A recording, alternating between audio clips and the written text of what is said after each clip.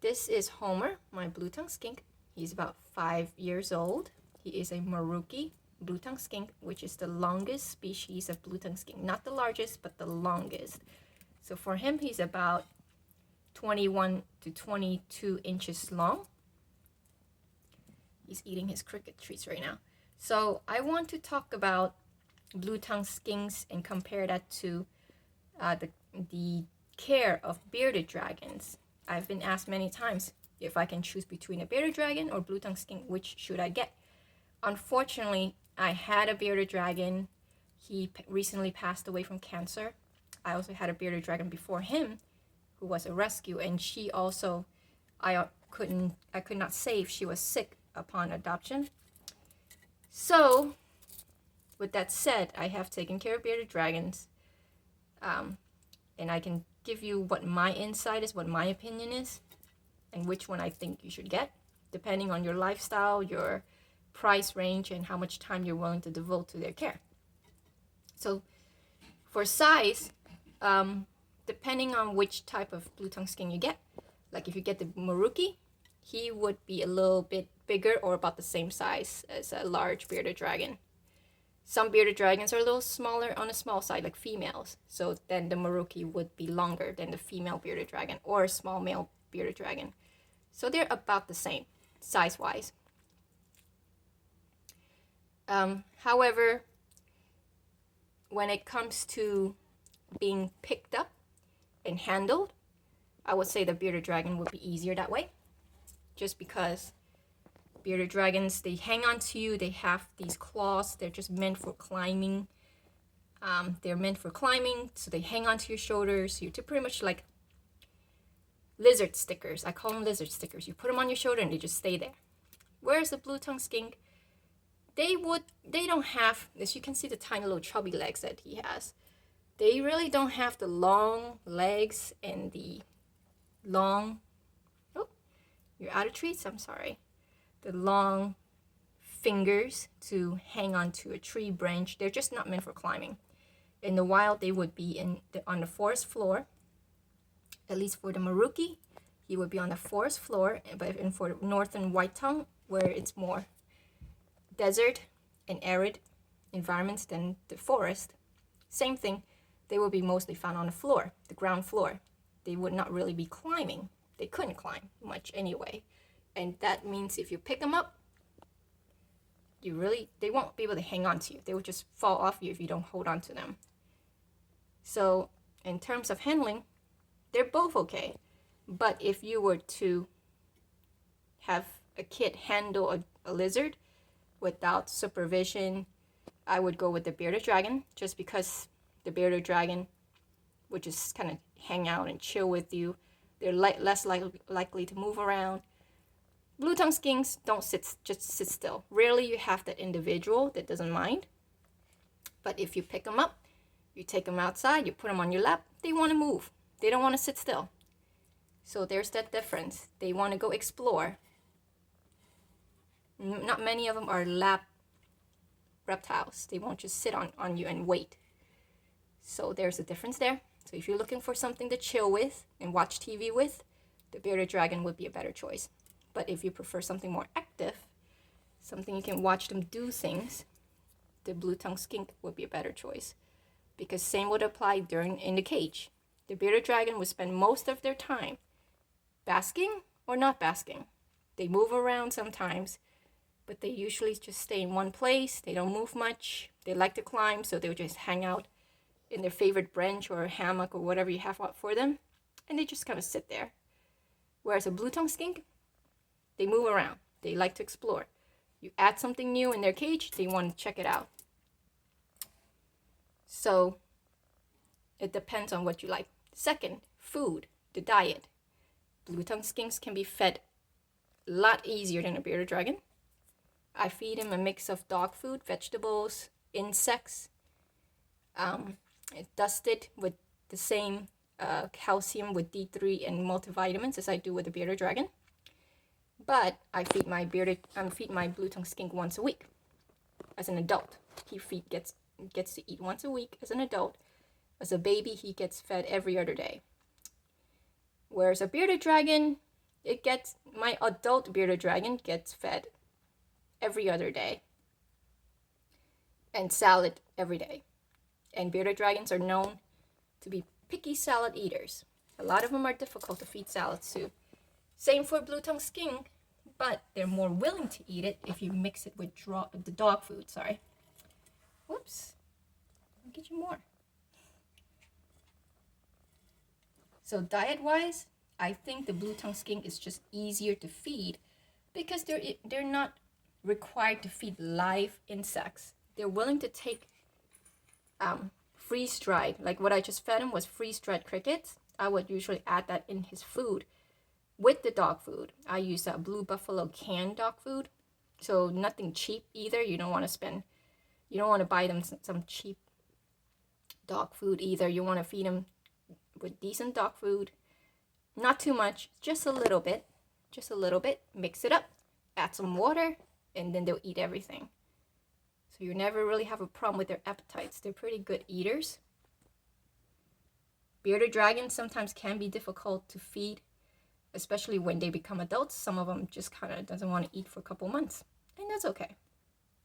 Usually they're good eaters, but sometimes you have that adult beardy that just decided to be off food for a little bit and they're back on it again. And some people gets worried. Whereas a blue tongue skink, oh, he'll eat. He'll eat all year round. Winter, summer, spring, it doesn't matter. He'll just eat. Number 3, enclosure, tank size. For blue tongue skink, you need a little bit bigger than what you would give to a bearded dragon. My blue tongue skink's enclosure is big. It is actually an aquarium size. This is for it's a frag tank meant for coral reefs.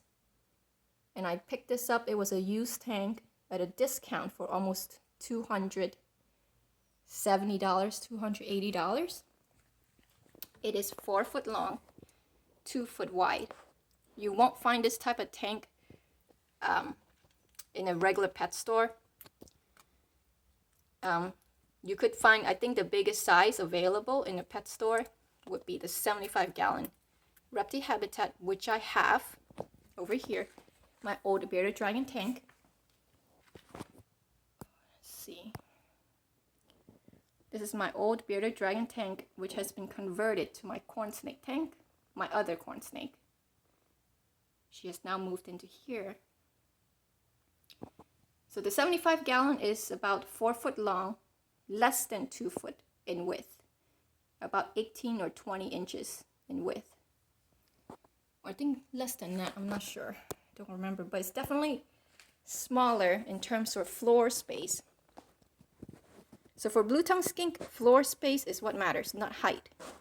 So because they can't climb, they don't want to climb. They may climb maybe a little bit, like he'll climb on this box. That's about it. But they're not good climbers. Whereas for a blue tongue skink, you have to have some height. You have to have something for them to climb on. They are semi-arboreal, so bearded dragons do climb. They like to climb. You have to give them something to climb. Blue tongue skinks, nope, floor space. So you gotta make sure there's enough space for them to walk around. Do not, unless you have a small blue tongue skink, small adult blue tongue skink, I would not ever have them go in a 40-gallon breeder because it's just way too small. Especially for Maruki, it's way too small. So make sure you have a big tank for them when they grow up, and they grow very fast. I think he got this tank before his first birthday.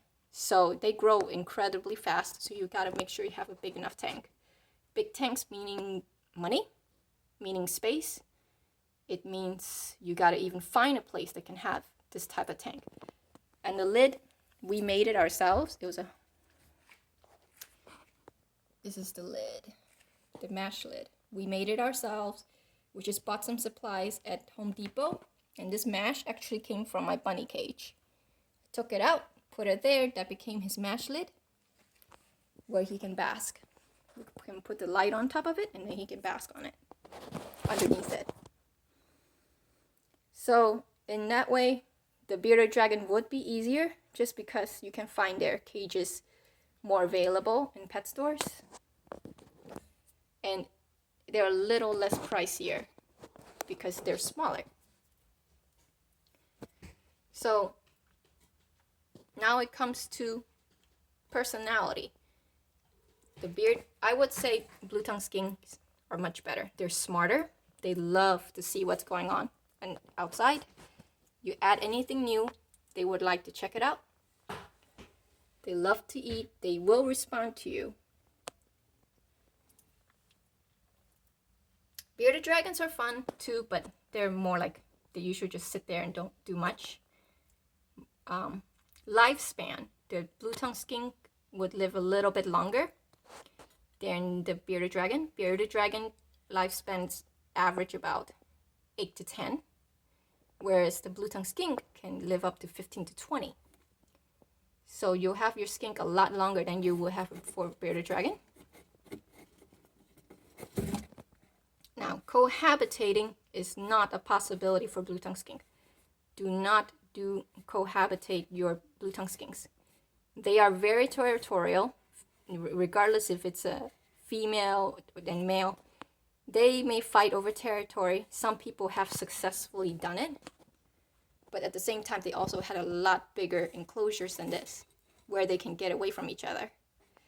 But generally, for a regular pet keeper, you don't want to do it. They will tear each other apart.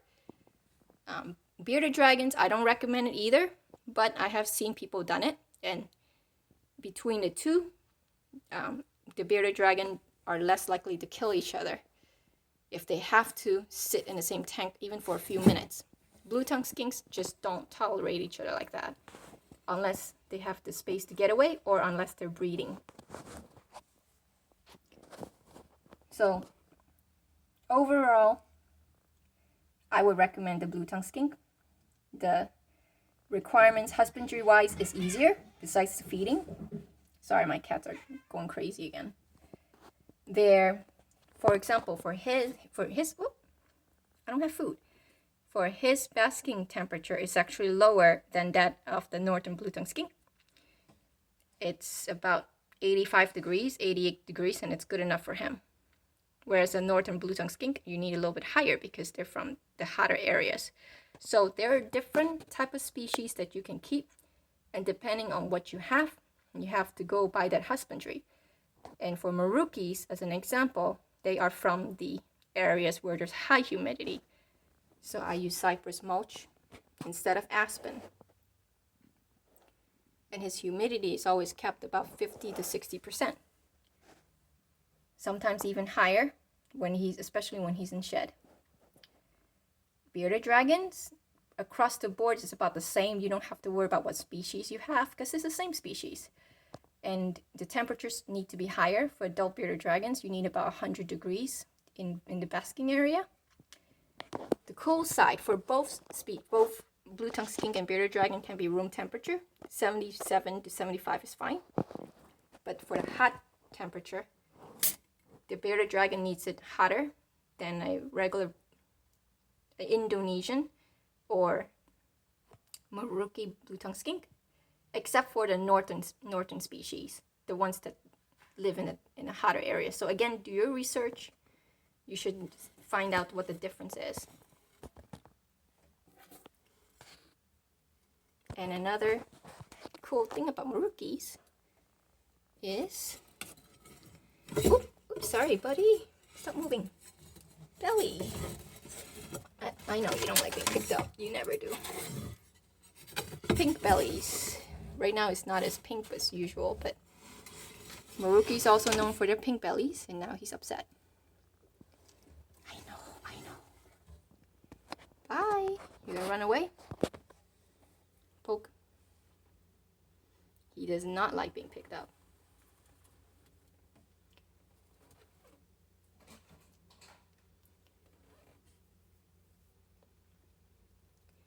So again, I'm sorry I'm repeating myself. In my opinion, the Blue Tongue Skink would make a better pet just because you can have more options in terms of feeding. They're easy to feed. They live longer.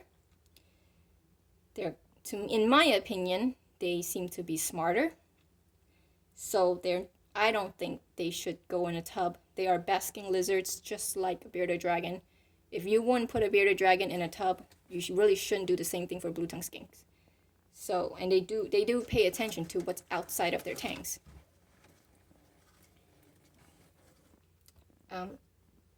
I just think that the blue tongue skink is cooler because especially that tongue, the blue tongue that they have is pretty cool.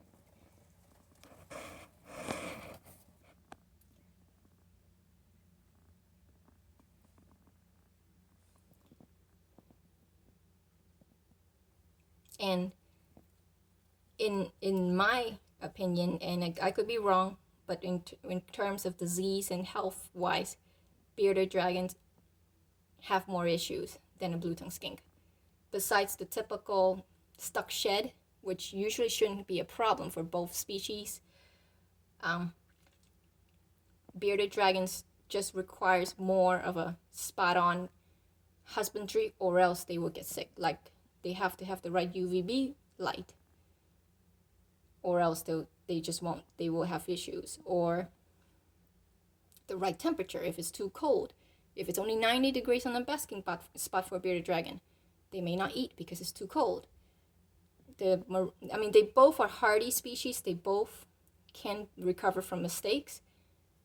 But to me, if there were any mistakes made, it's more obvious in the bearded dragon than the blue tongue skink. And the blue tongue skinks seem to have an easier time dealing with those mistakes than a bearded dragon. I'm not going to go over the UVB in terms of the blue tongue skink. It's very controversial. I personally have used both with and without UVB lighting. I currently don't because he won't come out if I do. And I'm using Reptisun 5.0, the weakest UVB light. He doesn't like it. He won't come out. He'll hide in a corner and not come out. I don't understand it. But he had it when he was little. For at least the first year of his life, he had UVB light. But he wouldn't come out after he would bask. He would just hide away. When I don't have it, he comes out a lot more.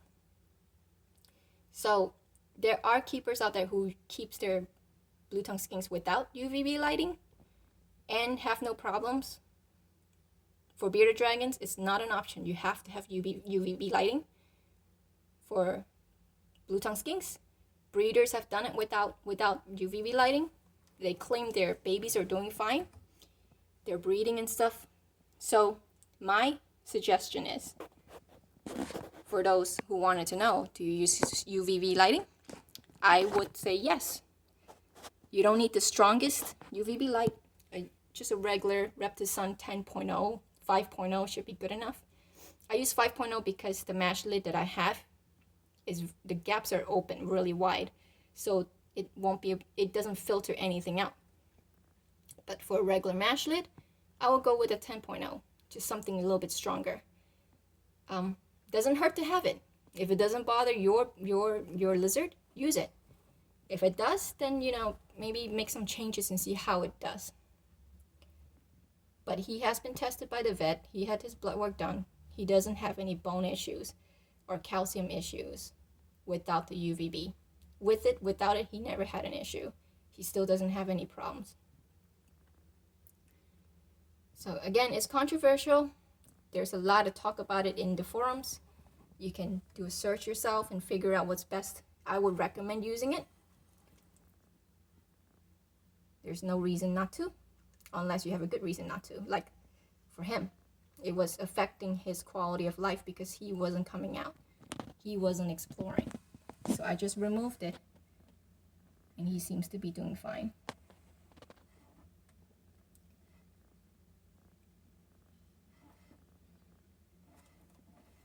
And oh, I forgot to mention, lastly, the cost. The price of a blue tongue skink actually went up in the last couple of years.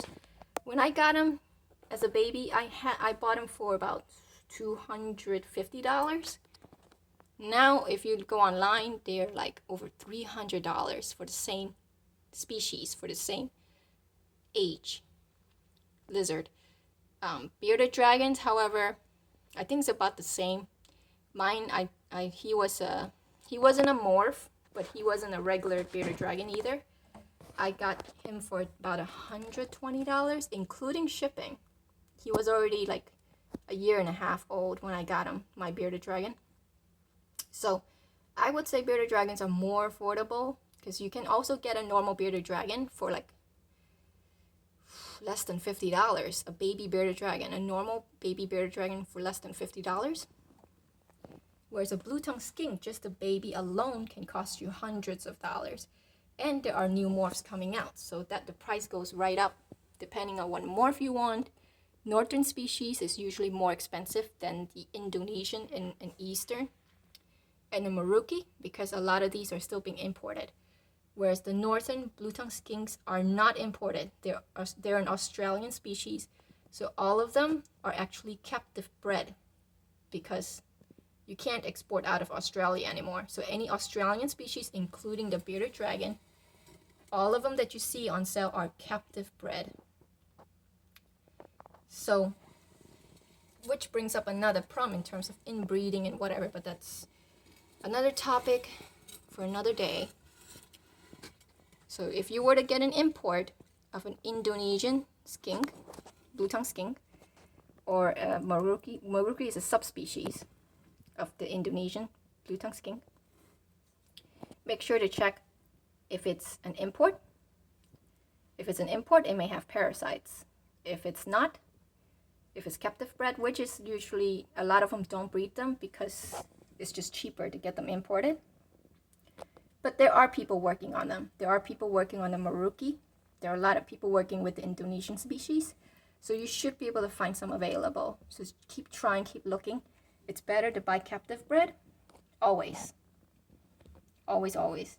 Even if it costs a little more, it's just better for the environment. It's better for yourself because you know you have a captive bred specimen without parasites. You don't have to worry about parasites and something that's used to captive living.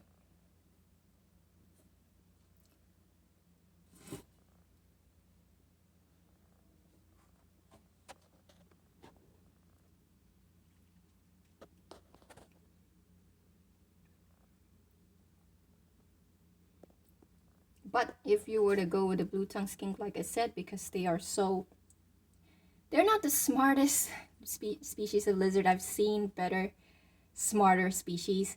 Like, maybe it's just mine. He's not always the smartest, but he does have that curiosity. So if you were to get a blue tongue skink, make sure you add things in their cage for their enrichment. Things that they can go under, over, like a box. Mine likes to go under the box. I add river pebbles, so that way you can climb on top of them. Adding things, changing things around to help with their enrichment. I've done the same thing for my bearded dragon. They don't seem to care. The first one I had, the sick bearded dragon that I adopted, she doesn't know, she was blind, so she wouldn't even notice the difference, and she was very sick, so she didn't even get the chance to explore. My second one, the one that passed from cancer, he had a hammock. You got to make sure you have something for climbing, so he had a hammock. He had a tile floor because you can't use loose substrate like you do, like cypress mulch. You cannot use that for bearded dragon. They have to have some sort of tile floor to avoid impaction because they'll pick it up with their tongue. It's just, yeah. And but either way, he didn't seem to care. As long as he has somewhere to climb on top and hang out and sleep in and bask or not bask, that's all he cares about. So you get more out of it with a blue tongue skink, and you do have to do a little more work for that reason.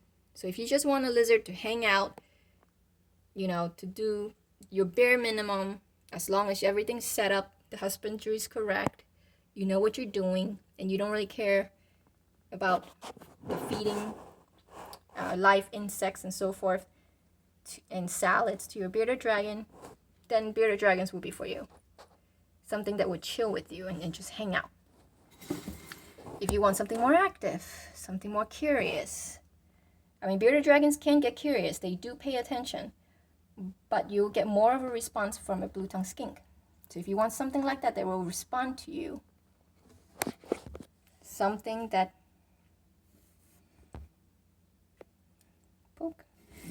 something that keeps you entertained. I know he keeps me entertained.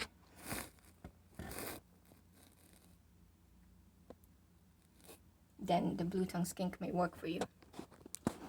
Okay, I think I've said what I had to say. I probably forgot a few things, who knows. When you keep them for this long, you don't think about all the small details, you just kind of do it. So I may have forgotten some stuff.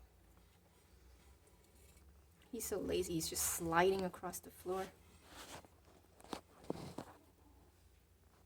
Oh, and not all bearded dragons like to burrow. Some do. So for him, I had provided him 4 inches of substrate. I normally use some cocoa fiber for substrate. Some will dig, some will burrow, especially when they're babies. They're very shy as babies. Some won't. For him, he didn't. He just wasted my substrate. He doesn't burrow. He likes to hang out. He doesn't care to burrow. He used to have a hide too. He doesn't even use it. So, you know, each blue tongue skink have a different personality. They have so much personality. So you just gotta work around with that. So if they like to burrow, you give them more substrate. If you have one that doesn't care, then don't even waste it.